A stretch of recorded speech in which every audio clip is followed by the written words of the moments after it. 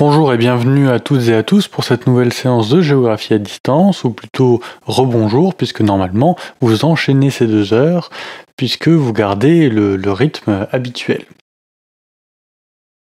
Alors, la dernière fois on a vu qu'est-ce que c'était un espace rural, comment on pouvait le définir, et aujourd'hui on va commencer notre grand 1 en se demandant est-ce que ces espaces ruraux sont des espaces agricoles, puisque c'est l'idée, c'est un peu le cliché qu'on en a, un espace rural c'est un endroit où on fait de l'agriculture, où il y a de la ferme. Mais qu'est-ce qu'il en est en réalité ? Alors pour commencer on va noter le titre et on va noter petit 1, une activité importante mais en recul. Alors pour comprendre ça, regardez cette carte avec moi. D'abord, on voit ici l'inégale répartition des terres agricoles et arables dans le monde. Arable, ça veut dire qui peut être mis en culture, d'accord, qui ne l'est pas forcément, mais qui peut l'être. Et vous voyez que on a des terres arables qui ne correspondent pas toujours aux endroits où on va faire de l'agriculture, puisqu'on a des espaces qui sont très productifs et qui ont des terres arables, c'est ce que vous avez en hachure.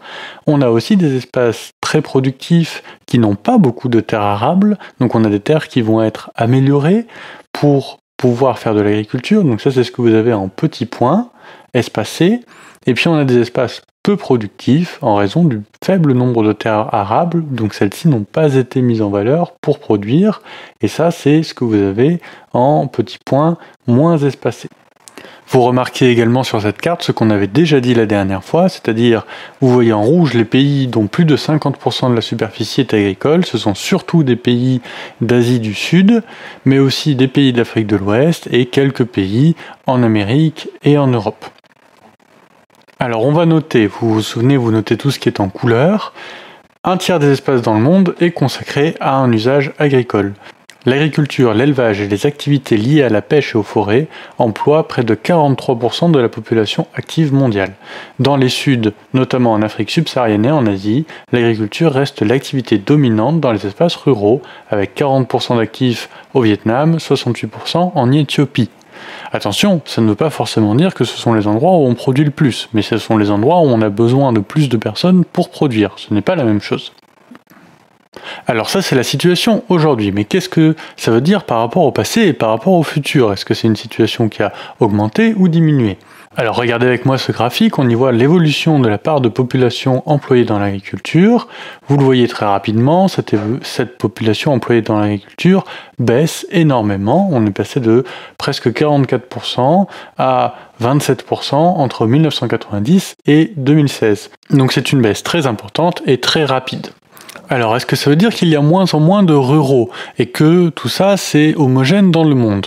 Regardez la carte avec moi, vous voyez l'évolution de la population rurale entre 1950 et 2050, ce sont des projections, donc plus le cercle est élevé, plus l'évolution est forte, et quand c'est un cercle bleu, c'est une diminution, quand c'est un cercle rouge, c'est une augmentation.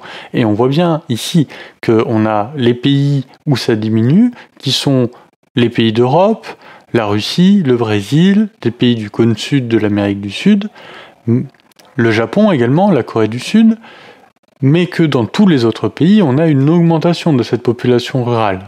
Et vous remarquez que pour la plupart, les pays d'Afrique centrale, les pays d'Asie du Sud-Est, ce sont des pays où on a une forte augmentation de la population. Donc ça ne nous surprend pas puisque la population dans sa globalité augmente, que la population rurale augmente elle aussi. Cependant, faites bien attention, ici on parle de population rurale et pas forcément de population d'agriculteurs, contrairement au graphique précédent. Donc on peut avoir une augmentation de la population rurale sans qu'il y ait une augmentation de la population d'agriculteurs, et c'est ce qu'on va voir juste ensuite. Tout ça nous indique cependant qu'on a bien des inégalités entre les pays.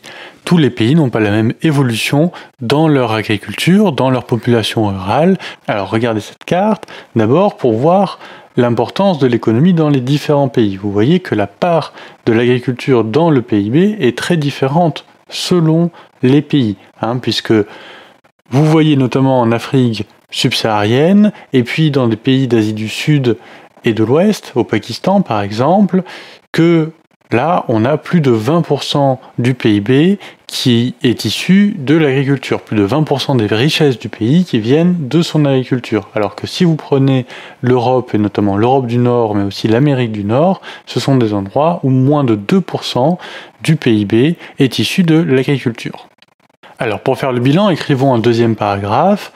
Donc on écrit que si l'agriculture façonne encore largement les paysages ruraux, la part d'actifs dans le secteur primaire, c'est-à-dire le secteur agricole, le secteur de l'exploitation de ressources, ne cesse de baisser depuis les années 1970. Même les communes rurales éloignées des grandes villes n'ont plus qu'une minorité d'actifs dans le secteur primaire.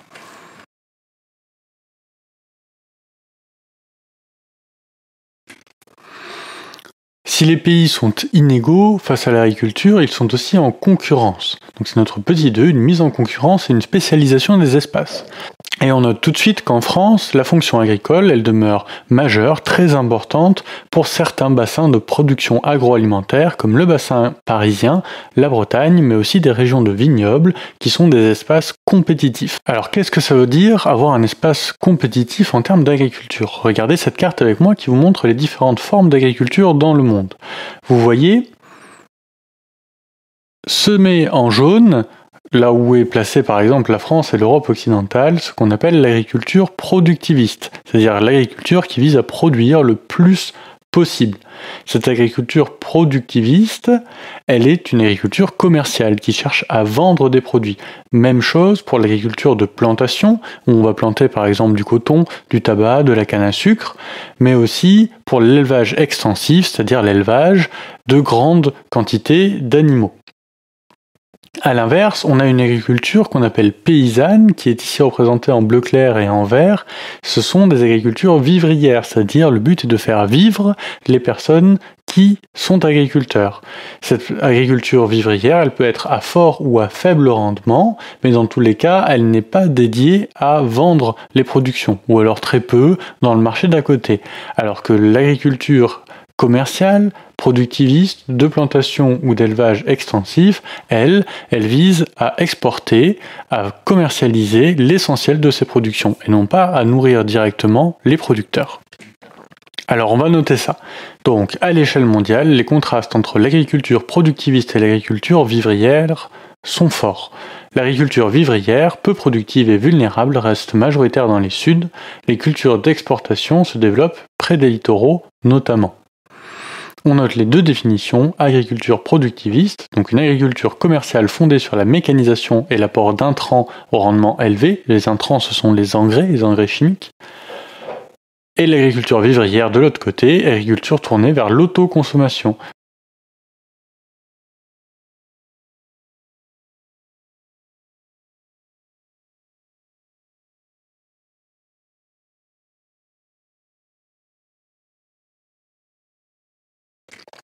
Alors qu'est-ce que ça veut dire ? Ça veut dire que ces espaces agricoles sont plus ou moins intégrés dans les échanges commerciaux mondiaux et donc dans la mondialisation.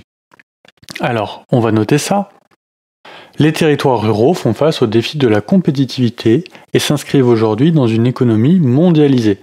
Je vous donne un exemple, la France, c'est la première puissance agricole dans l'UE, mais les types et les méthodes de culture diffèrent localement. Et donc on a une agriculture à plusieurs vitesses, même au sein de la France, on le verra ensuite, tous les espaces ne sont pas intégrés de la même façon dans la mondialisation de l'agriculture. On termine en écrivant un petit bilan qui nous sert de conclusion, pour dire que la diminution de l'agriculture dans certaines régions ne permet pas de lier campagne et agriculture de manière systématique. Ça veut dire que la campagne n'est pas systématiquement un endroit où on fait de l'agriculture.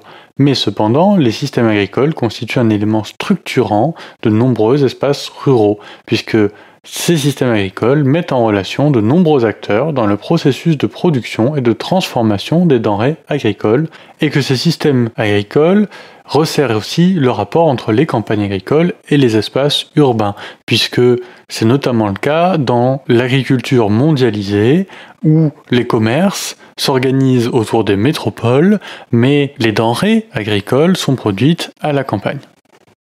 Donc on retient bien, oui, l'agriculture est importante dans la plupart des campagnes, que ce soit une agriculture vivrière qui serve à nourrir une population, ou que ce soit une agriculture commerciale qui vise à être commercialisée dans le cadre de la mondialisation. Mais attention, ces activités agricoles emploient de moins en moins de monde, et toutes les campagnes ne sont pas seulement des campagnes d'agriculture. Et la prochaine fois, on verra qu'est-ce qui se met en place, que font ces campagnes à part de l'agriculture.